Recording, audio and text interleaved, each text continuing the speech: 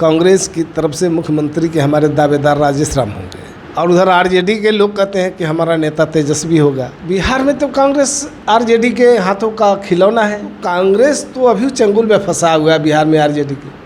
अब वहीं आरजू मिनती करने गए हैं दिल्ली तेजस्वी जी, उनकी दाल गलने वाली नहीं है। 2025 के चुनाव में उनकी सीटें इतनी भी नहीं आ पाएगी कि वो विपक्ष में भी बैठ सके। एनडीए गठबंधन ने ऐलान कर दिया है कि 25 से 30 फिर से नीतीश।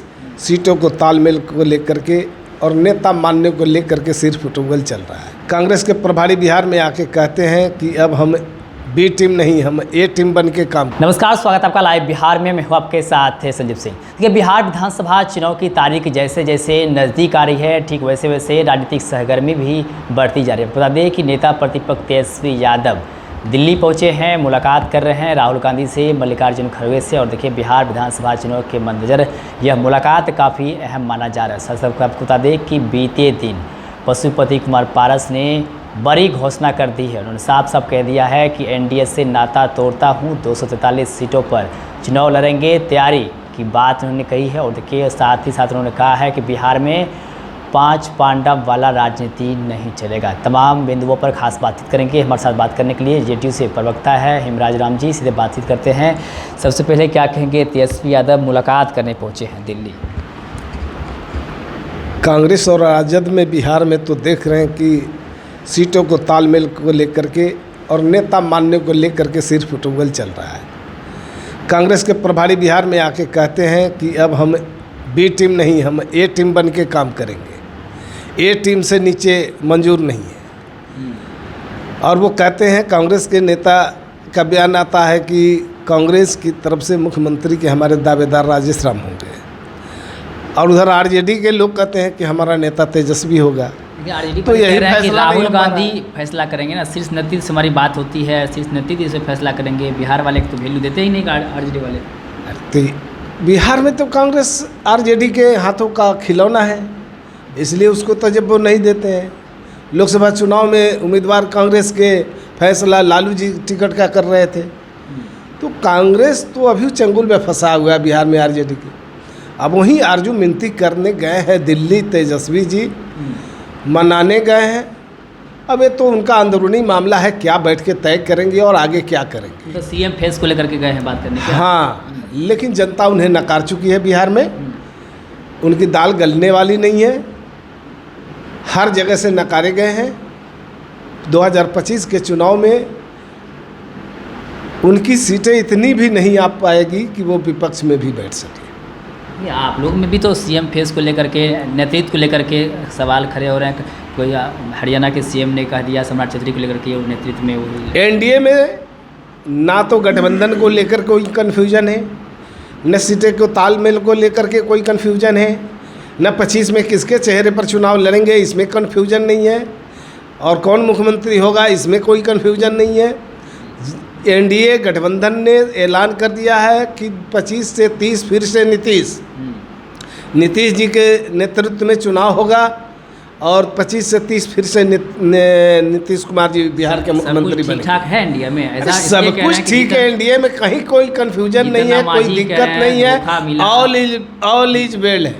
जितना मजीद कह रहे हैं धोखा मिला। गृह मंत्री अमित शाह से बात हुई थी लोकसभा की सीट। अरे कहे ना कि एनडीए में न सीटों के तालमेल को लेकर के कहीं कोई कंफ्यूजन होता है, न नेता को लेकर कंफ्यूजन होता है। सीटों पे दावेदारी तो शुरू हो गई है। दावेदारी, सबकी दावेदारी अपनी अपनी होती रहती है, लेकिन जहां एनडीए का सवाल आता है तो एनडीए में कहीं कोई कंफ्यूजन नहीं होता। जितना मांझी इधर उधर नहीं जाएगी ना।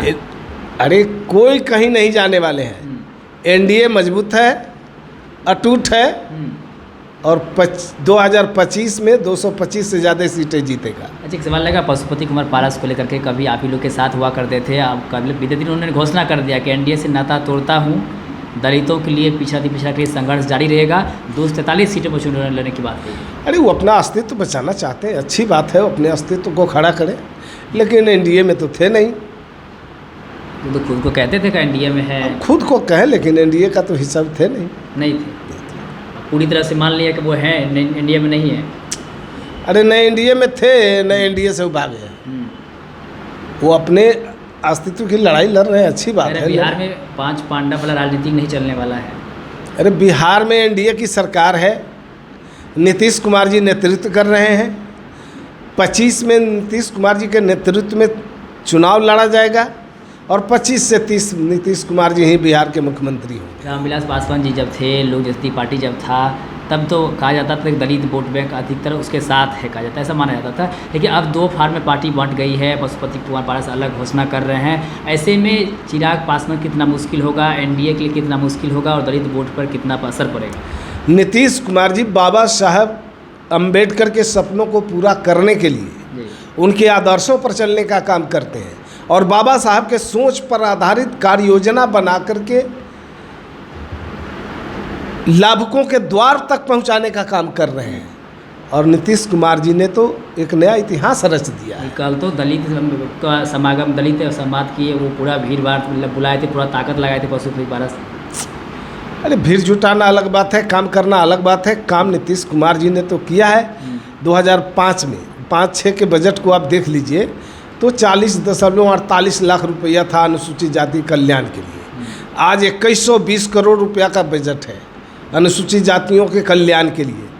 तो जहाँ बजट है वहाँ नियत है, नीति है काम करने की, योजना है काम करने की और लाभुकों तक लाभ पहुँचाने का संकल्प है। और इसी संकल्प के साथ नीतीश कुमार जी आगे बढ़ रहे हैं और अनुसूचित जातियों का इतना विकास हो रहा है। बहुत बहुत धन्यवाद बातचीत करने के लिए। देखिए हमारे साथ बातचीत कर रहे थे जदयू से प्रवक्ता है हिमराज रामजी ने साफ सब कहा कि हमारी जो पार्टी है, हमारे जो नेता हैं वो सबके लिए काम करते हैं।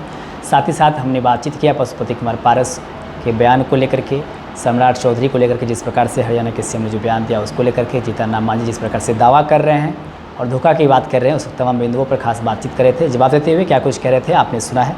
आप बेपरिया प्रतिक्रिया हमें कमेंट बॉक्स के माध्यम दे सकते हैं। लाइव बिहार आप सभी का बहुत बहुत धन्यवाद।